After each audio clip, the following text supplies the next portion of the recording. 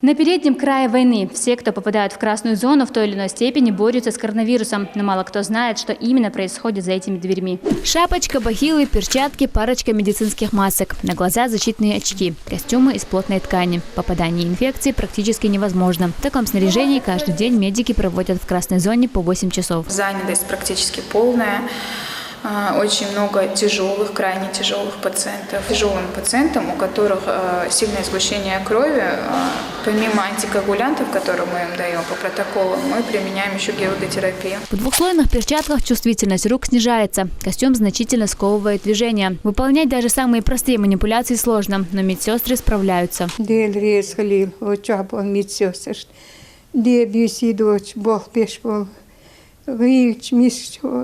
زوجتك حوش بود دال ضدك دول إيش ديك يعريك أنت إسنان وشنا دير إيتم هولي مسارتي كيت هدي غير درس يتم جرجينا تيالي شاموك شو человек всех больницы вар. Температура, холод, першение в горле. У всех разные симптомы. Степень тяжести болезни тоже всегда разные. Лечение каждому подбирается индивидуально. Принцип противовирусной терапии, он остается один и тот же для всех, а плюс к этому для каждого подбирается индивидуально. Зависит, конечно, от возраста, от сопутствующих заболеваний, от процента поражения легких. Или бывает и кишечной формой. Зависит от того, какие препараты они дома принимали, не принимали. Бывают больные с сопутствующими тяжелыми заболеваниями. К ним, конечно, подход тоже очень такой аккуратный. Асланбек Айгумов сейчас чувствует себя хорошо. В больницу мужчина поступил в крайне тяжелом состоянии, с поражением легких 90%. несколько метров, надо было сразу приехать, а не самолечением заниматься. На момент поступления пациента состояние оценивалось как крайне тяжелое. Все необходимые манипуляции, все необходимые лекарственные препараты были получены в полном объеме.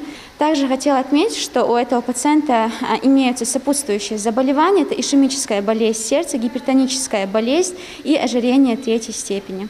На данный момент пациент готовится к выписке. А это уже отделение реанимации. Сюда поступают тяжелобольные. Как правило, пациенты старше 60 лет и с сопутствующими заболеваниями. Всего на данный момент в этом корпусе проходит лечение 115 человек. В реанимации из них 15.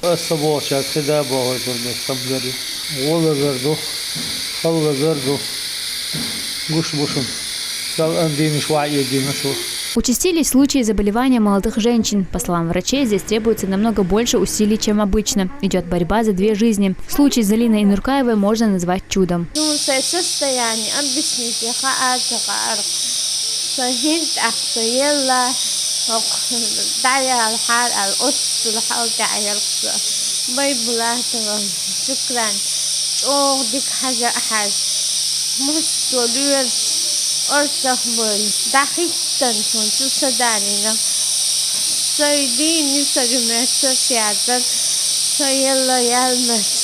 связи с ухудшением состояния, нарастания дыхательной недостаточности, досрочно в 30 недель беременности родоразрешена, произведено кесарево сечение, извлечен ребенок женского пола, 400 кг при рождении, перевезен в перинатальный центр.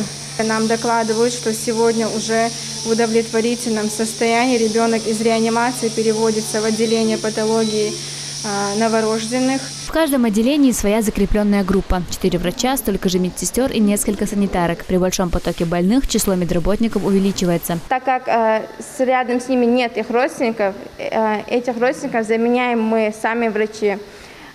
Все их эмоции и чувства мы ощущаем сами. Мы сами с ними же плачем, радуемся. Они восхищенно благодарят, говорят большое спасибо, что для них мы являемся такими маленькими земными ангелами. Больные поступают каждый день, круглосуточно, пока коечный запас имеется. С поставкой медикаментов тоже проблем нет. С оснащением, с медикаментами у нас полностью все в порядке. Спасибо главе республики Рамзану Ахматовичу Кадырову. Благодаря ему у нас нет абсолютно никакого дефицита в препаратах, в оснащении. Все у нас есть. Палаты рассчитаны на несколько человек. Мужчины и женщины лежат в разных комнатах. состояние умершего потел, температура 38-39, Аллаху айвул шатыр. Садияр затрудненный дар. Хинцем дик воле. В 4-й больнице под ковид перепрофилирован только 1 корпус. В остальных продолжается прием граждан в обычном режиме. Марьям Махачиева, Магомед Бачаев, Мовсар Даудов, Ислам Али Султанов. Неделя.